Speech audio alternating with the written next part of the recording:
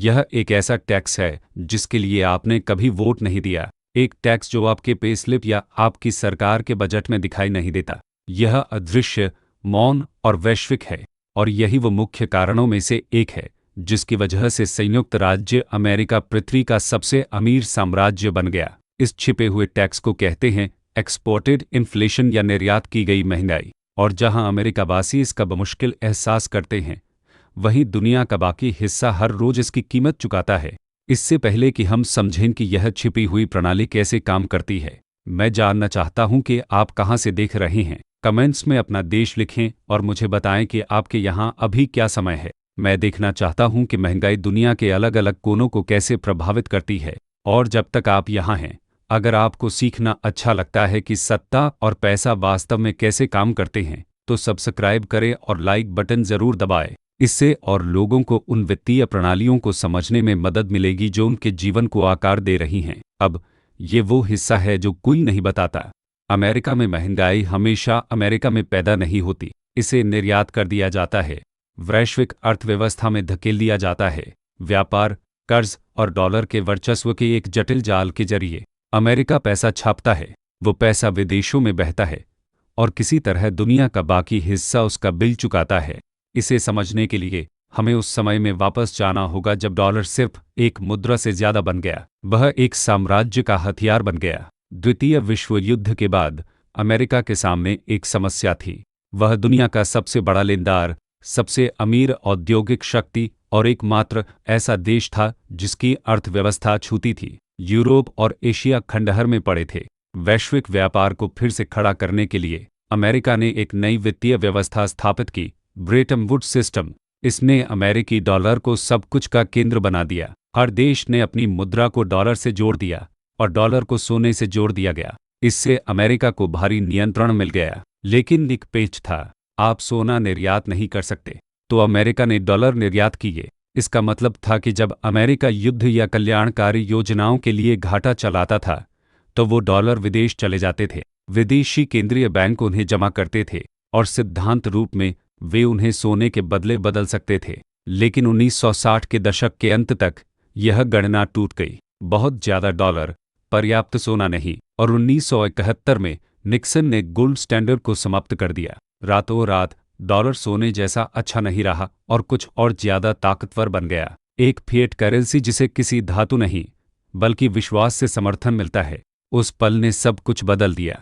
सोना न होने के कारण डॉलर अनंत तक विस्तार कर सकता था, और जब अमेरिका ज्यादा पैसा छापता तो घरेलू स्तर पर महंगाई में विस्फोट होना चाहिए था। लेकिन ऐसा नहीं हुआ क्योंकि दुनिया के बाकी हिस्सों ने इसे सोख लिया। कैसे ही? व्यापार, कर्ज और डॉलर की वैश्विक मांग के जरिए। हर देश को व्यापार करने के लिए डॉलर चाहिए। तेल, खाना, कच्चा माल, उनकी कीमत डॉलर में तय होती है। अगर आप एक छोटा देश हैं तो आपको ऊर्जा खरीदने या कर्ज चुकाने के लिए डॉलर चाहिए। तो आप अपना माल डॉलर में बेचते हैं या डॉलर में कर्ज लेते हैं या अपनी बचत अमेरिकी ट्रेजरीज में रखते हैं। इसका मतलब है कि आप लगातार अमेरिकी वित्तीय प्रणाली को भर रहे हैं, अपना असली माल डिजिटल कागज के बदले भेज रहे हैं। आसान भाषा में कहें तो अमेरिका हवा से डॉलर बना सकता है, दूसरे देशों को उन्हें कमाना पड़ता है। जब वॉशिंगटन घाटा चाहता है तो महंगाई की लागत घर पर नहीं रहती, यह आयात के जरिए बाहर लीक हो जाती है। अमेरिका विदेश से सस्ता माल खरीदता है, नए छपे डॉलर से भुगतान करके। वो डॉलर विदेशी रिजर्व में जमा हो जाते हैं, अमेरिकियों के हाथों में नहीं। तो महंगाई निर्यात हो जाती है, वैश्विक प्रणाली में फंस जाती है। अब सोचिए इसका क्या मतलब है। जब फेडरल रिजर्व अपना बैलेंस शीट बढ़ाता है तो वह सिर्फ अमेरिकी अर्थव्यवस्था को ही प्रोत्साहित नहीं कर रहा, बल्कि एक लागत निर्यात कर रहा है। दुनिया का बाकी हिस्सा उन डॉलरों को रिजर्व के तौर पर रखता है, लेकिन समय के साथ हर डॉलर कम खरीद पाता है, तो अमेरिकी कर्ज के विदेशी धारक क्रय शक्ति खो देते हैं। यही वो छिपा हुआ टैक्स है। अमेरिका अपने दायित्वों को महंगाई में धो देता है, दुनिया चुपचाप भुगतान करती है। यह प्रणाली संयोग से नहीं बनी, यह वो हिस्सा है जिसे अर्थशास्त्री एक्सॉर्बिटेंट प्रिविलेज या अत्यधिक विशेषाधिकार कहते हैं।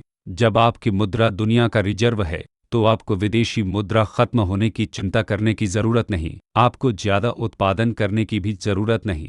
आप असली माल ऐसे कागज से खरीद सकते हैं जिसकी बाकी सबको जरूरत है। और क्योंकि वो डॉलर अमेरिकी बॉन्ड खरीदने के लिए वापस आते हैं, इसलिए अमेरिका के कर्ज पर वही पाबंदियां नहीं हैं जो दूसरे देशों पर हैं। यहाँ एक ठोस उदाहरण है। कल्पना करें दो देशों की, अमेरिका और ब्राज़ील की। अगर ब्राज़ील ज़्यादा पैसा छापता है तो निवेशक भाग जाते हैं, मुद्रा धराशायी हो जाती है और महंगाई बचत को नष्ट कर देती है। लेकिन अगर अमेरिका छापता है तो निवेशक फिर भी डॉलर खरीदते हैं क्योंकि उन्हें उसकी ज़रूरत है। अमेरिका बिना तुरंत पतन के महंगाई पैदा कर पाता है। यह कोई आर्थिक चमत्कार नहीं है, यह एक संरचनात्मक लाभ है और यह गहरा जाता है। जब विकासशील देश डॉलर में कर्ज लेते हैं तो वे ऐसा कर्ज लेते हैं जो वे नहीं छाप सकते। अगर उनकी मुद्रा गिरती है तो उनका डॉलर कर्ज बढ़ जाता है। तो जब फेड ब्याज दरें बढ़ाता है तो ये देश पहले प्रभावित होते हैं। उनकी स्थानीय मुद्राएं कमजोर हो जाती हैं, उनके आयात की लागत बढ़ जाती है और उन्हें पूंजी पलायन का सामना करना पड़ता है। इसी दौरान अमेरिकी निवेशक वापस घर लौटते हैं, ट्रेजरीज में सुरक्षित रूप से ज़्यादा रिटर्न कमाते हैं। फेड की घरेलू नीति एक वैश्विक कर नीति बन जाती है। यही कारण है कि जब महंगाई आती है तो उभरती अर्थव्यवस्थाएं अक्सर अमेरिका से ज़्यादा प्रभावित होती हैं। वे अमेरिकी महंगाई आयात करते हैं लेकिन अपनी महंगाई निर्यात नहीं कर सकते। उनके केंद्रीय बैंकों को अपनी मुद्राओं की रक्षा के लिए दरें बढ़ानी पड़ती हैं, भले ही इससे विकास मर जाए। वे डॉलर के इर्द गिर्द बने सिस्टम में फंसे हुए हैं और अमेरिकी प्रोत्साहन या शक्ति का हर दौर दुनिया भर में भूकंपीय झटके भेजता है। सरल शब्दों में, अमेरिका ने कागज का एक साम्राज्य बना लिया है। यह दुनिया का पैसा जारी करता है, वैश्विक ब्याज दर तय करता है और दुनिया के बाकी हिस्सों से अपनी नीतियों की कीमत चुकाता है। हर बार जब अमेरिका घाटा चलाता है, महंगाई विदेश रिस जाती है। हर बार जब वह पैसा छापता है, कोई और भुगतान करता है। ज़्यादातर लोग इसे कभी नहीं देखते। वे सोचते हैं महंगाई स्थानीय है, खराब सरकारी नीति या कमजोर वित्तीय अनुशासन की वजह से। लेकिन जब फेड खरबों छापने के बाद अफ्रीका, एशिया या लैटिन अमेरिका में कीमतें बढ़ती हैं तो यह संयोग नहीं है, यह डिजाइन है। यह कोई साजिश नहीं है, यह वैश्विक वित्तीय ढांचे की एक खासियत है। डॉलर मानक का मतलब है कि अमेरिका महंगाई उसी तरह निर्यात करता है जैसे कभी माल निर्यात करता था। दुनिया की फैक्ट्रियां दुनिया की मुद्रा के बदले उत्पादन करती हैं और जब वो मुद्रा मूल्य खोती है तो उनकी मेहनत भी मूल्य खो देती है। अगले भाग में हम उन ऐतिहासिक मोड़ों पर नजर डालेंगे जिन्होंने इस प्रणाली को मजबूत किया, पेट्रो-डॉलर डील से लेकर आधुनिक क्वांटिटेटिव ईजिंग तक, और अब तक इससे बचने की हर कोशिश क्यों नाकाम रही। 1971 के बाद वैश्विक अर्थव्यवस्था एक नए युग में दाखिल हुई जो पूरी तरह अमेरिकी डॉलर में विश्वास पर बनी थी। लेकिन विश्वास स्थिरता जैसा नहीं है। इस प्रणाली को चलाने के लिए अमेरिका को सबसे ज्यादा एक चीज की जरूरत थी, डॉलर की निरंतर वैश्विक मांग। और उस मांग को सुरक्षित करने के लिए वॉशिंगटन ने एक ऐसा समझौता किया जो अगले आधी सदी को आकार देने वाला था, पेट्रो-डॉलर समझौता। 1970 के दशक की शुरुआत में तेल ही सब कुछ था। हर देश को फैक्ट्रियां चलाने, शहरों को बिजली देने और आधुनिक जीवन जीने के लिए इसकी जरूरत थी। लेकिन जब ओपेक संकट के दौरान तेल की कीमतें चौगुनी हो गईं, तो एक नई वित्तीय समस्या सामने आई। देशों को ऊर्जा के लिए बहुत ज्यादा भुगतान करना पड़ रहा था और उन्हें इसके लिए डॉलर चाहिए थे। इससे तेल उत्पादक देशों के पास भारी डॉलर अधिशेष आ गए। वो डॉलर, जिन्हें पेट्रो-डॉलर कहा गया, उन्हें कहीं तो जाना था, तो उन्हें वापस अमेरिकी बैंकों और बॉन्ड्स में डाल दिया गया। पर्दे के पीछे वॉशिंगटन ने यह सुनिश्चित किया कि यह चक्र स्थायी बन जाए। अमेरिका ने सबसे बड़े तेल निर्यातक सऊदी अरब के साथ एक सौदा किया। सैन्य संरक्षण और राजनीतिक समर्थन के बदले सऊदियों ने सिर्फ अमेरिकी डॉलर में तेल बेचने पर सहमति जताई। बाकी सभी ओपेक देशों ने इसका अनुसरण किया। उस कदम ने वैश्विक डॉलर मांग को तालाबंद कर दिया। चाहे आप कहीं भी रहते हों, अगर आप अपने घर में बत्ती जलाए रखना चाहते थे तो आपको डॉलर चाहिए थे। इस पेट्रो-डॉलर सिस्टम ने महंगाई को एक वैश्विक निर्यात तंत्र में बदल दिया। हर बार जब अमेरिका अपनी मुद्रा आपूर्ति बढ़ाता, तेल आयात करने वाले देश झटका सोखते। वे ऊर्जा के लिए ज्यादा भुगतान करते, जिसका असर खाने, परिवहन और उद्योग पर पड़ता। लेकिन क्योंकि तेल की कीमत डॉलर में तय होती थी, वे बच नहीं सकते थे। उन्हें उस मुद्रा को खरीदते रहना पड़ा जो उनकी लागत बढ़ा रही थी। अब व्यवहार में इसका क्या मतलब है? सोचिए, अमेरिका हमेशा के लिए व्यापार घाटा चला सकता है, माल आयात कर सकता है और कागज निर्यात कर सकता है। भेजे गए डॉलर ट्रेजरी बॉन्ड्स में निवेश के तौर पर वापस आते हैं, जिससे ब्याज दरें कम रहती हैं। अमेरिका खर्च करता है, दुनिया बचत करती है। यह चक्र खुद को पोषित करता है। वॉशिंगटन में पैदा हुई महंगाई वहीं नहीं रहती, यह बाहर फैलती है, डॉलर से जुड़ी हर अर्थव्यवस्था में पतली होकर, लेकिन लागत समान रूप से नहीं बांटी जाती। विकासशील देशों में डॉलर आधारित महंगाई सबसे ज्यादा चोट करती है। जब फेड खरबों डॉलर छापता है, स्थानीय मुद्राएं कमजोर हो जाती हैं, जिससे आयात की कीमतें बढ़ जाती हैं। खाना, ईंधन और दवाई महंगी हो जाती हैं। सरकारों को सब्सिडी देनी पड़ती है या और कर्ज लेना पड़ता है। कर्ज बढ़ता है। इसी दौरान अमेरिकी उपभोक्ता बमुश्किल कुछ नोटिस करते हैं। वे सस्ता माल और स्थिर दरों का आनंद लेते हैं, जबकि दूसरे अवमूल्यन की कीमत चुकाते हैं। आइए एक आधुनिक उदाहरण लेते हैं। कोविड महामारी के दौरान अमेरिका ने 5 खरब डॉलर से ज्यादा की प्रोत्साहन राशि डाली। फेड ने ऐतिहासिक स्तर पर पैसा छापा। कई अर्थशास्त्रियों ने महंगाई की चेतावनी दी थी और वे सही थे, लेकिन सिर्फ अमेरिका में ही नहीं, कीमतें वैश्विक स्तर पर बढ़ गई। तुर्की से अर्जेंटीना तक के देशों में महंगाई दशकों के उच्च स्तर पर पहुंच गई।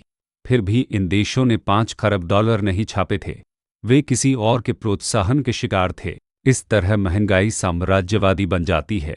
अमेरिका की मौद्रिक नीति एक वैश्विक लीवर की तरह काम करती है। जब अमेरिका महंगाई पैदा करता है, उसकी मुद्रा से जुड़ा हर देश प्रभाव महसूस करता है, और जब फेड सख्ती करता है, तो वही देश तरलता संकट का सामना करते हैं। किसी भी तरह वे वॉशिंगटन के साथ तालमेल में चलते हैं। उनकी अर्थव्यवस्थाएं डॉलर की कक्षा में चक्कर लगाती हैं। इस कक्षा से बचने के लिए कुछ देशों ने विकल्प बनाने की कोशिश की। यूरोप ने यूरो बनाया, चीन ने रेनमिनबी को बढ़ावा दिया, रूस ने स्थानीय मुद्राओं में द्विपक्षीय व्यापार को आगे बढ़ाया, लेकिन किसी प्रतिद्वंद्वी ने डॉलर की जगह नहीं ली। विश्वास, गहराई और तरलता ने अमेरिकी प्रणाली का वर्चस्व बनाए रखा। जब कोई संकट आता है, निवेशक अभी भी डॉलर की ओर भागते हैं। वे किसी और मुद्रा को मूल्य के अंतिम भंडार के रूप में इतना विश्वास नहीं करते। यह पलटाव डॉलर को सिंहासन से उतारना लगभग असंभव बना देता है। और यहाँ विडंबना है, डॉलर की भूमिका जितनी मजबूत होगी, अमेरिका उतना ही बिना परिणाम के महंगाई पैदा कर सकता है। जब आप दुनिया के रिजर्व पर नियंत्रण रखते हैं, तो आप हमेशा वो छाप सकते हैं जो दूसरों को कमाना पड़ता है। यह बिना किसी सीमा, बिना विदेशी मुद्रा जोखिम के क्रेडिट कार्ड रखने जैसा है। वैश्विक प्रणाली में हर लेनदेन मांग को वापस आपकी मुद्रा में डालता है। आप महंगाई निर्यात करते हैं, मूल्य आयात करते हैं, और इसे संतुलन कहते हैं। दशकों से इस छिपे हुए टैक्स ने चुपचाप अमेरिकी ताकत को वित्त पोषित किया है। जब वॉशिंगटन कर्ज लेता है, दुनिया का बाकी हिस्सा उधार देता है। जब फेड पैसा छापता है, विदेशी बचतकर्ता क्रय शक्ति खो देते हैं। जब ट्रेजरी यील्ड बढ़ती है, वैश्विक बाजार सख्त हो जाते हैं। साम्राज्य की मुद्रा ढाल और तलवार दोनों का काम करती है। यह अमेरिकी धन की रक्षा करती है और बाकी सभी से मूल्य निकालती है। अब यह साजिश जैसा लग सकता है, लेकिन आंकड़ों को देखिए। वैश्विक रिजर्व का लगभग 60% डॉलर में रखा जाता है। लगभग 80% व्यापार का बिल डॉलर में जारी होता है। कुल क्रॉस बॉर्डर कर्ज का आधे से ज्यादा हिस्सा डॉलर में होता है। इसका मतलब है कि जब फेड हिलता है, दुनिया आज्ञा मानती है। महंगाई अमेरिकी सीमा पर नहीं रुकती, यह डॉलर पर सवार होकर समुद्र पार करती है। उभरती अर्थव्यवस्थाओं के लिए यह एक जाल बनाती है। उन्हें व्यापार के लिए डॉलर चाहिए, लेकिन जितना वे इन पर निर्भर करते हैं, उतना ही कम नियंत्रण उनका अपनी मुद्रा पर रहता है। अगर वे अपनी स्थानीय मुद्रा छापते हैं, तो महंगाई बढ़ जाती है। अगर वे उसकी रक्षा के लिए दरें बढ़ाते हैं, तो विकास धीमा हो जाता है। अगर वे डॉलर में कर्ज लेते हैं, तो डॉलर के मजबूत होने पर उन्हें पतन का खतरा रहता है। चाहे वे कुछ भी करें, डॉलर उनकी तकदीर तय करता है। यही अदृश्य साम्राज्य काम कर रहा है, सेनाओं या उपनिवेशों के जरिए नहीं, बल्कि लेखा बहियों के जरिए।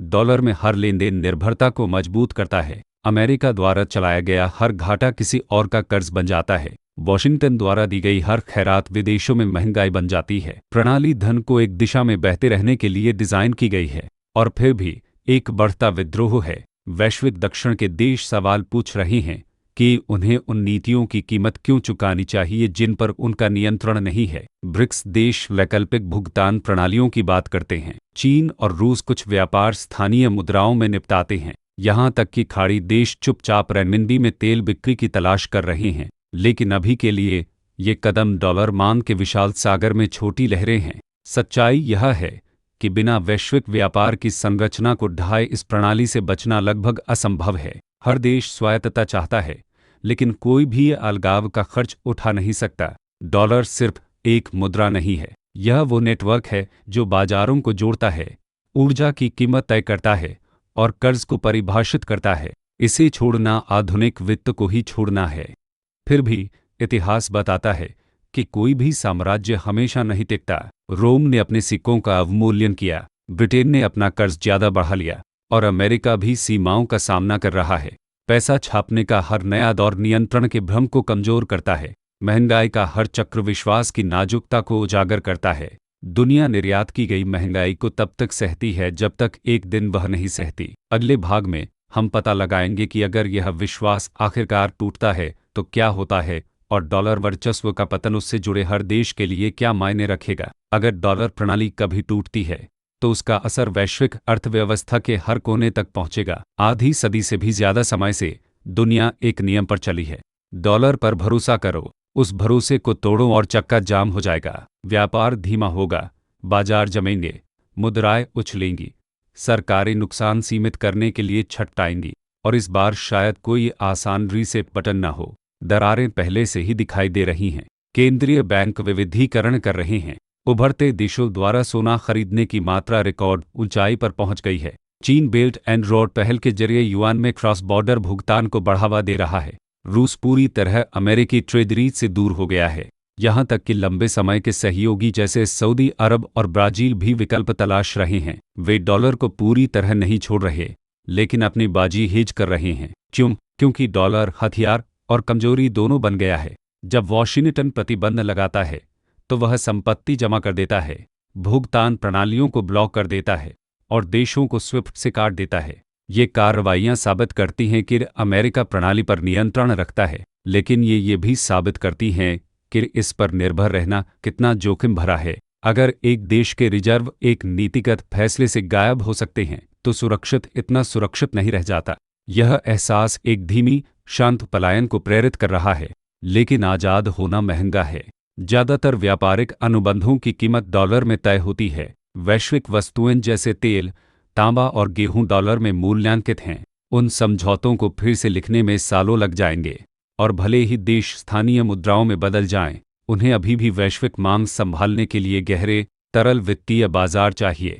इसीलिए यहां तक कि प्रतिद्वंद्वी भी अमेरिकी कर्ज रखते हैं, बस इतना बड़ा या स्थिर और कुछ है ही नहीं। फिर भी इतिहास सिखाता है कि कोई भी रिजर्व करेंसी हमेशा शीर्ष पर नहीं रहती। डच गिल्डर कभी राज करता था, फिर आया ब्रिटिश पाउंड। हर एक तब गिरा जब उसका साम्राज्य अतिविस्तारित हो गया। अमेरिका भी उसी जाल का सामना कर रहा है।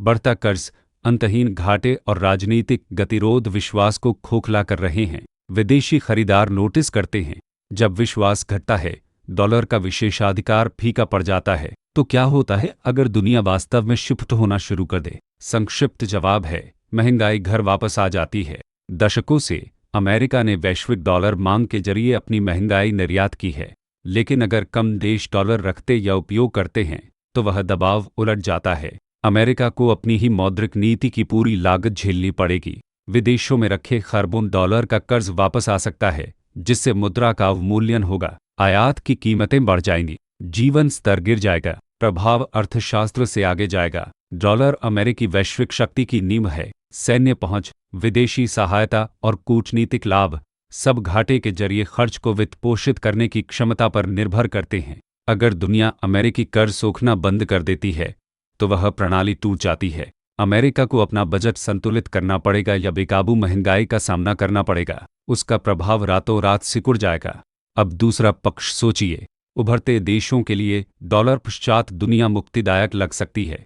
वे स्थानीय मुद्राओं में व्यापार कर सकते हैं, अपनी ब्याज दरें प्रबंधित कर सकते हैं और अमेरिकी महंगाई चक्रों से बच सकते हैं। लेकिन संक्रमण दर्दनाक होगा। किसी सार्वभौमिक लंगर के बिना विनिमय दरें बेतहाशा उतार चढ़ाव करेंगी। पूंजी पलायन कमजोर अर्थव्यवस्थाओं को तबाह कर सकता है। वित्तीय संकट बढ़ जाएंगे। डॉलर दोषपूर्ण है, लेकिन यह पूर्वानुमेय है। उसके बिना की दुनिया कहीं ज्यादा अराजक हो सकती है। कुछ अर्थशास्त्री एक डिजिटल समाधान प्रस्तावित करते हैं, मुद्राओं का एक बास्केट या ब्लॉकचेन आधारित रिजर्व यूनिट, आईएमएफ के विशेष आहरण अधिकार, एसडीआर, एक प्रारंभिक प्रयास थे। लेकिन इन प्रणालियों में एक चीज़ की कमी है जो डॉलर के पास है, पैमाने पर बना विश्वास। लोग डॉलर स्वीकार करते हैं क्योंकि उन्हें विश्वास है कि दूसरे करेंगे। यह साझा विश्वास दोबारा बनाना मुश्किल है।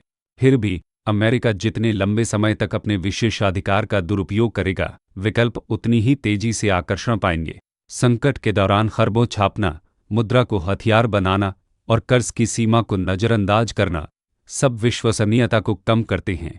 हर आपातकालीन खैरात या महंगाई की चोट विश्वास को कमजोर करती है, और जब विश्वासी प्रणाली है तो दरारें खतरनाक होती हैं। आखिरी बड़ा बदलाव 1944 में ब्रेटन वुड्स में आया था। दुनिया खंडहर में थी और अमेरिका के पास ज्यादातर सोना था। उसने स्थिरता की पेशकश की और देशों ने स्वीकार कर लिया। लेकिन 1971 तक वह प्रणाली अमेरिकी घाटे के बोझ तले टूट गई। निक्सन ने गोल्ड विंडो बंद कर दी और फिएट ने धातु की जगह ले ली। वह आखिरी बड़ा रिबूट था। अगला रिबूट कहीं ज्यादा जटिल हो सकता है क्योंकि कोई स्पष्ट उत्तराधिकारी पहले से मौजूद नहीं है। अगर डॉलर लड़खड़ाता है तो सोना फिर से उभरेगा, मुद्रा के रूप में नहीं बल्कि गारंटी के रूप में। केंद्रीय बैंक पहले से ही इसे बीमे के तौर पर रखते हैं। कुछ देश जैसे चीन और भारत चुपचाप रिजर्व जमा कर रहे हैं। वे जानते हैं कि कागज के वादे असफल हो सकते हैं। डिजिटल मुद्राएं भी खाली जगह भर सकती हैं, लेकिन उनमें नियंत्रण और निगरानी के जोखिम हैं।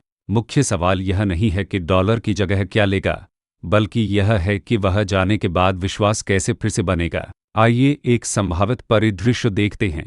मान लीजिए कि एक संकट विश्वास की हानि को ट्रिगर करता है। शायद एक अमेरिकी डिफॉल्ट दर, एक भू-राजनीतिक संघर्ष या एक महामहंगाई चक्र। निवेशक ट्रेजरीज से बाहर भागते हैं, यील्ड बढ़ जाती है, फेड हस्तक्षेप करता है और ज्यादा पैसा छापकर कर्ज खरीदता है। इससे डॉलर नीचे जाता है, कीमतें बढ़ाता है। विदेशी धारक बॉन्ड्स फेंकते हैं, गिरावट को तेज करते हैं। आयात की लागत बढ़ जाती है। अमेरिकी पीढ़ियों में पहली बार असली महंगाई महसूस करते हैं। इसी दौरान दूसरे देश स्थिर करने के लिए छटपटाते हैं। कुछ अपनी मुद्राओं को सोने से जोड़ देते हैं, दूसरे डिजिटल सेटलमेंट सिस्टम का उपयोग करते हुए क्षेत्रीय व्यापार ब्लॉक बनाते हैं। वैश्वीकरण धीमा हो जाता है, आपूर्ति श्रृंखलाएं टूटी हैं। परिणाम एक बहुध्रुवीय मौद्रिक दुनिया होती है, कम कुशल, ज्यादा अस्थिर। महंगाई स्थानीय हो जाती है, लेकिन संकट बार बार आते हैं। आसान पैसे का युग समाप्त हो जाता है। यह अनिवार्य नहीं है, लेकिन पैटर्न स्पष्ट है। हर साम्राज्य जो पैसा बनाकर खुद को वित्तपोषित करता है, एक सीमा तक पहुंचता है। विश्वास क्षीण होता है, कर्ज बढ़ते हैं, विदेशी निकल जाते हैं। अमेरिका अब उस चौराहे पर है। साम्राज्य का छिपा हुआ टैक्स, महंगाई तब तक काम कर सकती है जब तक दूसरे उसका भुगतान करते हैं। जब वे रुकते हैं तो लागत घर वापस आती है। अभी के लिए ज्यादातर देश अब भी प्रणाली को सहते हैं। डॉलर तरल बना हुआ है और अमेरिकी अर्थव्यवस्था अभी भी वैश्विक व्यापार को थामे हुए है। लेकिन संकट और खैरात का हर चक्र अगले को संभालना कठिन बना देता है। दुनिया का धैर्य पतला हो रहा है। सवाल यह नहीं है कि क्या डॉलर कमजोर होगा, बल्कि यह है कि कितनी तेजी से। जब वह बदलाव आएगा तो पहले नाटकीय नहीं लगेगा। कोई एक घोषणा या पतन नहीं होगा, बल्कि आप छोटे बदलाव नोटिस करेंगे। डॉलर में कम व्यापार सौदे, ज्यादा सोने के भुगतान, क्षेत्रीय भुगतान प्रणालियों का विस्तार। धीरे धीरे विश्वास स्थानांतरित हो जाएगा। फिर एक दिन एक बड़ी घटना इसे कगार पर धकेल देगी, और जब ऐसा होता है तो महंगाई का निर्यात समाप्त हो जाता है। अमेरिका पैसा बनाने की लागत दूसरों पर नहीं थोपेगा। वह चक्र जिसने अमेरिकी वर्चस्व को शक्ति दी टूट जाएगा। साम्राज्य का छिपा हुआ टैक्स आखिरकार दिखाई देगा। जब वह बदलाव आखिरकार सामने आएगा तो यह एक घटना जैसा नहीं लगेगा। यह क्रमिक रूप से फिर अचानक खुल जाएगा। वित्तीय प्रणालियां शायद ही कभी एक दिन में ढहती हैं। वे विकल्पों, आत्मसंतुष्टि और इनकार के जरिए क्षीण होती हैं। संयुक्त राज्य अमेरिका शायद चेतावनी के संकेतों को अनदेखा करेगा, जैसे हर साम्राज्य ने पहले किया। नियंत्रण का भ्रम तब तक टिका रहेगा जब तक टूट न जाए। पहले चरण में आत्मविश्वास डगमगाएगा। बॉन्ड नीलामियां कमजोर मांग दिखाएंगी। केंद्रीय बैंक चुपचाप अमेरिकी ट्रेजरीज बेचेंगे, उन्हें सोने या क्षेत्रीय संपत्तियों से बदलेंगे। रेटिंग एजेंसियां अमेरिकी कर्ज की रेटिंग घटा सकती हैं, राजकोषीय जोखिम का हवाला देते हुए। घरेलू मीडिया इसे अस्थायी बाजार शोर बताकर पेश करेगा, लेकिन नींव के नीचे से कमजोर होगी। फेडरल रिजर्व एक दुविधा का सामना करेगा। निवेशकों को रखने के लिए उसे ब्याज दरें बढ़ानी होंगी, लेकिन उच्च दरें कर्ज चुकाने की लागत बढ़ाती हैं। सरकार पहले से ही हर साल ब्याज पर सैकड़ों अरब डॉलर खर्च करती है। उच्च स्तर पर वह संख्या दूसरे खर्च को खत्म कर देती है। रक्षा, स्वास्थ्य सेवा, बुनियादी ढांचा। उन बजट में कटौती से विरोध होगा। ज्यादा पैसा छापने से महंगाई गहरी होगी। बिना दर्द के बाहर निकलने का कोई रास्ता नहीं है। विदेशी धारक इंतजार नहीं करेंगे। जैसे जैसे आत्मविश्वास कम होगा, वे तेजी से विविधीकरण करेंगे। सॉवरेन वेल्थ फंड ट्रेजरी से इक्विटी, वस्तुओं या रियल एस्टेट की ओर शिफ्ट होंगे। ऊर्जा निर्यातक कई मुद्राएं स्वीकार करना शुरू कर सकते हैं, जिससे वैश्विक बाजारों को ढलना पड़ेगा। डॉलर इंडेक्स गिरेगा, विनिमय दर अस्थिरता बढ़ेगी। आम अमेरिकियों के लिए इसका मतलब होगा आयात की उच्च लागत और क्रय शक्ति में कमी। जैसे जैसे कीमतें चढ़ेंगी, राजनीतिक प्रतिक्रिया अल्पकालिक राहत पर केंद्रित होगी। नीति निर्माता कीमत नियंत्रण, मजदूरी सब्सिडी या स्थायी टैक्स कटौती ला सकते हैं। ये उपाय दबाव को थोड़े समय के लिए कम करेंगे, लेकिन असंतुलन बढ़ाएंगे। इतिहास यह चक्र स्पष्ट रूप से दिखाता है। 1970 के दशक में जब महंगाई बढ़ी, सरकार बार बार हस्तक्षेप करती रही। हर कदम ने समायोजन में देरी की, घाटे को गहरा किया और विश्वास को और कमजोर किया। इसी दौरान दुनिया का बाकी हिस्सा वॉशिंगटन के कार्य का इंतजार नहीं करेगा। क्षेत्रीय गठबंधन उभरेंगे। एशिया अपनी क्रॉस बॉर्डर भुगतान प्रणालियों को मजबूत कर सकता है।